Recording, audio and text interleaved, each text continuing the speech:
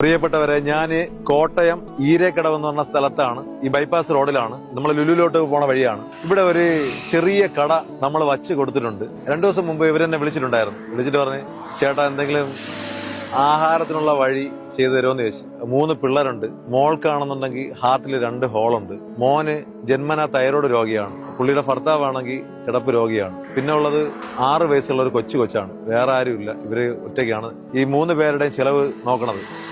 അപ്പൊ എന്റെ അടുത്ത് പറഞ്ഞപ്പോ എനിക്ക് തോന്നിയ ഒരു ഐഡിയ ആണ്. ഡെയിലി ഒരു 25 ഊണ് വിറ്റ് കഴിഞ്ഞാൽ അവരെ കാര്യം നടക്കൂലെന്ന് വിചാരിച്ചിട്ട് ഒരു ചെറിയൊരു കട തുടങ്ങാനുള്ള അത്യാവശ്യം വേണ്ടുന്ന പാത്രങ്ങളും അരിയും സാധനങ്ങളും പലവ്യഞ്ജനങ്ങളൊക്കെ ഞാൻ വാങ്ങിച്ചു കൊടുത്തവർക്ക്. അതുകൊണ്ട് അവര് ഇന്നോട്ട് ഇവിടെ ഒരു കട തുടങ്ങി. ഇന്ന് 15 ഊണ് വിറ്റെന്ന് പറഞ്ഞു.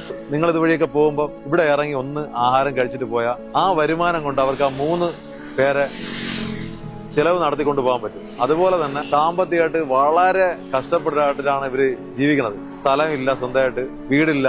ഒരു വീട് വാടകയ്ക്ക് താമസിക്കണമെന്നുണ്ടെങ്കിൽ ഫുള്ള് ചോർന്നൊലിച്ച് വല്ലാത്തൊരു അവസ്ഥയാണ്. സത്യം പറഞ്ഞാൽ ആ പിള്ളേര് കിടക്കണ മെത്തേരെ അടിയിൽ ഫുള്ള് നനഞ്ഞിട്ടാണ്. അതിന്റെ പുറത്ത് തുണിയൊക്കെ ഇട്ടിട്ടൊക്കെയാണ് പിള്ളേർ കിടക്കുന്നത്. പിള്ളേർക്ക് ഇടാൻ തുണികളില്ല. പറ്റുന്നുണ്ടെങ്കിൽ നിങ്ങൾ കോട്ടയത്തുള്ള ഒരുപാട് നല്ല ആൾക്കാരുണ്ടെന്ന് എനിക്കറിയാം. ഒരുപാട് വലിയ മനസ്സുകൾ ഇവിടെ ഉണ്ടെന്ന് എനിക്കറിയാം. പറ്റുന്നവര് ഈ വീഡിയോ ആരെങ്കിലും കേൾക്കണമെങ്കിലാ ഇവരെ ഒന്ന് സഹായിക്കണേ. സാമ്പത്തികമായിട്ടായാലും അവർക്ക് കൊച്ചുങ്ങൾക്ക് തുണിയെടുത്തിട്ടായാലും എന്തെങ്കിലുമൊക്കെ നിങ്ങളെ കൊണ്ട് പറ്റണ സഹായം. എന്നെ കൊണ്ട് പറ്റണത് അവർക്കൊരു ചെറിയ ഉപജീവന മാർഗം തുടങ്ങി കൊടുക്കാൻ പറ്റി.